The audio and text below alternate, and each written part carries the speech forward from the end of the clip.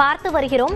SDPI கட்சிக்கு நன்னிலம் தொகுதி ஒதுக்கப்பட்டிருப்பதாக தகவல் வெளியாகி இருக்கிறது. மனிதநேய ஜனநாயக கட்சிக்கு சிதம்பரம் தொகுதி ஒதுக்கப்பட வாய்ப்பிருப்பதாகவும் தகவல் வெளியாகியுள்ளது.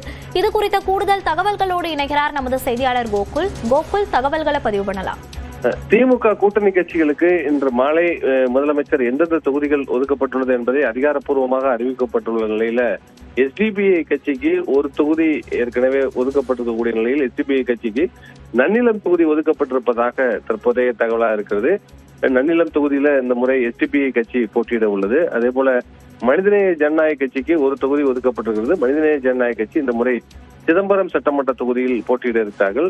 ஏற்கனவே முக்குளத்தூர் புலிப்படை கருணாஸ் கட்சிக்கு சிவகங்கை தொகுதியும் தமிழர் தேசம் கட்சிக்கு நத்தம் தொகுதியும் ஒதுக்கப்பட்டிருக்கக்கூடிய நிலையில இந்த ஒரு தொகுதிகள் பெறக்கூடிய கட்சிகளுக்கும் தொகுதிகள் நேற்று இரவு இறுதி செய்யப்பட்டிருக்கிறது.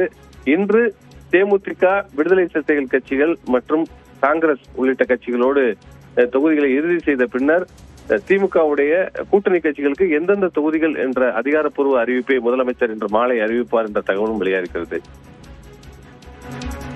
விவரங்களை பதிவு செய்தமைக்கு நன்றி கோகுல்.